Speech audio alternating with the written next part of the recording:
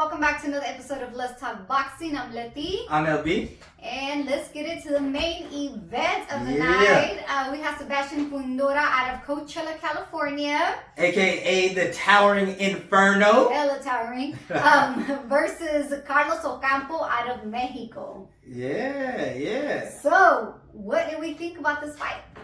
Alright, so yeah, to kind of set the stage, so this was Fundora, his next fight after him fighting Lubin. If you didn't see Fundora versus Lubin, that is probably fight of the year, and it was just an action-packed fight.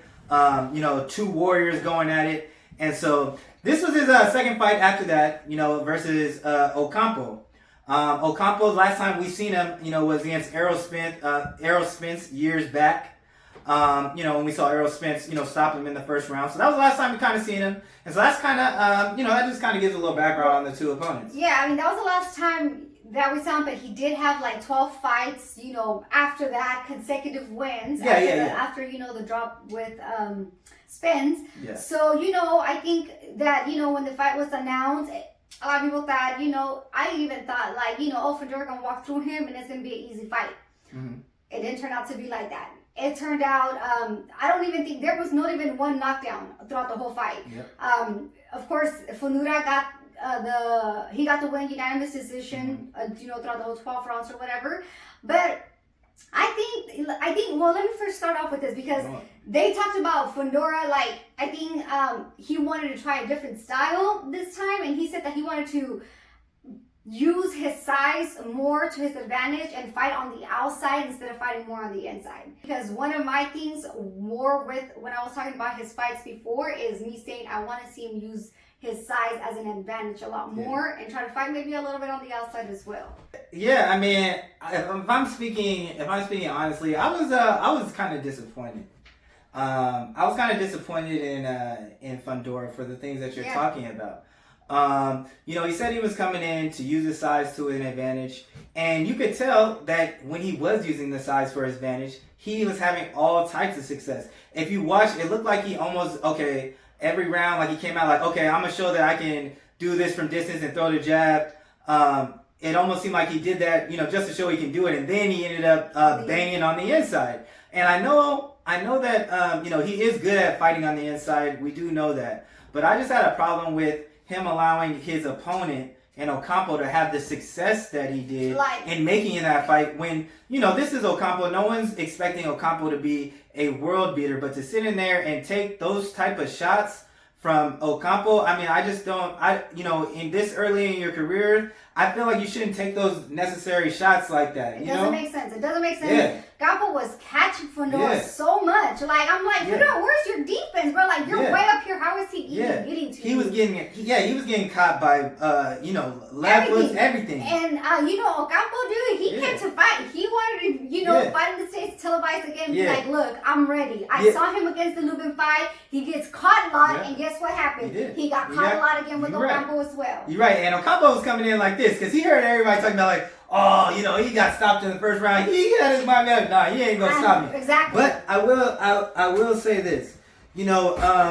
I still thought that Fundora was gonna, he could have gotten the knockout. I mean, you could tell every time that he kept him on the outside, it was giving him all types of problems. He would have boxed his way to an actual knockout, which at the end of the day, I think that's really what he wanted, and he thought he was gonna get it this way. But I mean, even Ocampo could tell, like, hey, the safest part for me is going to be on the inside where he doesn't have all that leverage to really connect on me like that. But every time, even Ocampo got away from it towards the end of the fight, he started fighting more on the outside. And you could tell, like, if he would have just, been consistent with landing his jab and following it with the left hand, but still keeping his distance and not falling in, the knockout would have been there. And because he did buckle Ocampo's feet. I forgot what round. I think it was a mid-end round. Yeah. He really caught like the last 20 seconds. Like his legs really buckled. Yeah. And I didn't see as many uppercuts either from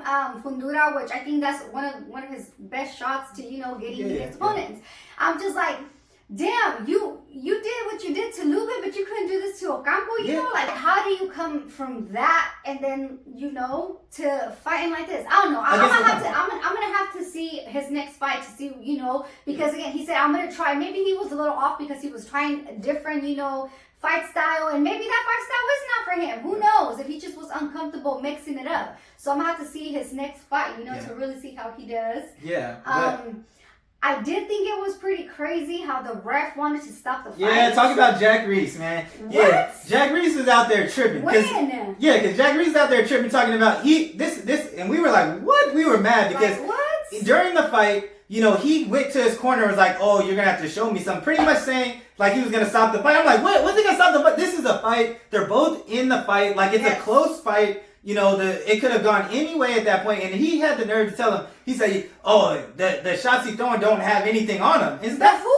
Yeah, that's not for you to choose. Yeah, like, exactly. If he's still throwing punches, he's still throwing punches. And he's in the fight. He's landing. Yeah. He's landing good shots on Fundora too. Yeah, have you guys seen that? What did you guys think about that? Because we were really like, what if a fighter just ain't got the strength like that, ain't got power when he fights, and you just gonna stop the fight in the first round? And then on top of that, he stopped and he went to he looked at the commission. I ain't never seen this before. He went to the commission and said, "Yeah, we're not gonna take a point away for him for doing it, but you know what? Fine him." Oh, but that was because they threw water on the floor. Oh yeah, that was another thing. He threw water. And they knew what they were doing because they wanted Ocampo to get a little bit more rest, so they purposely threw water. Yeah, but I ain't never seen that either though. Yeah, but I mean, find the commission. But that was the clear like. Yeah. But it's always clear when we see that. Yeah.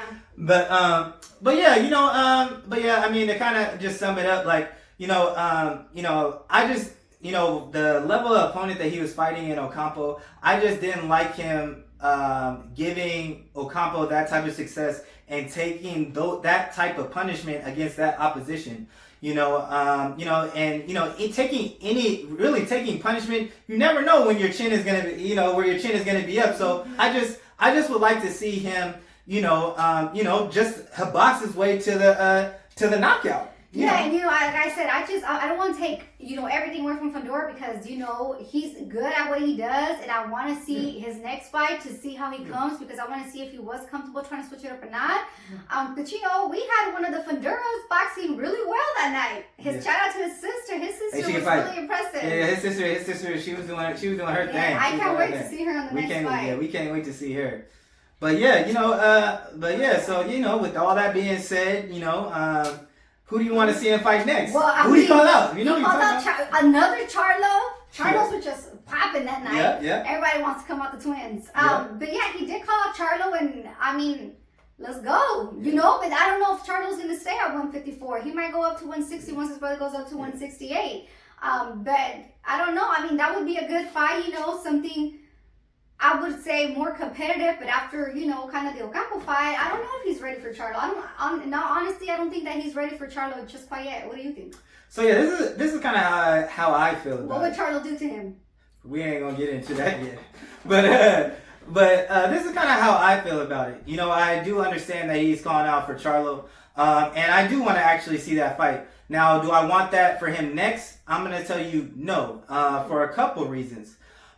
So after the Lubin fight, this Ocampo, him fighting Ocampo, Ocampo's not on the same level as Lubin. So I would at least like to see him fight someone who's closer to on a Lubin status.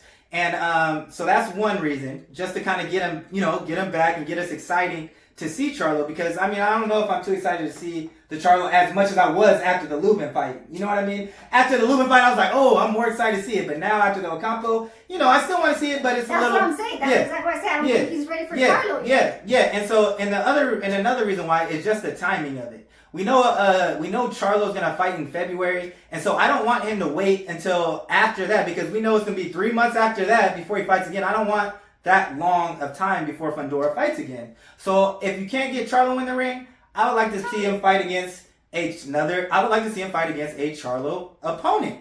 To kind of build it. So with the Charlo opponents that he could choose from, you got a Tony Harrison who's at 154. That's what I was about to say. Yeah, you got him at 154, and then you also have Brian Castaño. So I say, I think after that performance to fight one of those two. I think that would make that Charlo fight even bigger, and it would even give him, more confidence going in after, just getting back. If he gets the victory. Yeah. If he gets the victory between them. I was thinking Tony Harrison just popped up to my head when we were talking about this. I was like, I love Tony. You know what? I would like, since, I would like to see, that fight actually. Yeah, and Tony, Tony's not as tall as him, but I will say this, Tony got some reach on him, and he can box, so that'd be interesting to see. Mm-hmm. That would be interesting to see.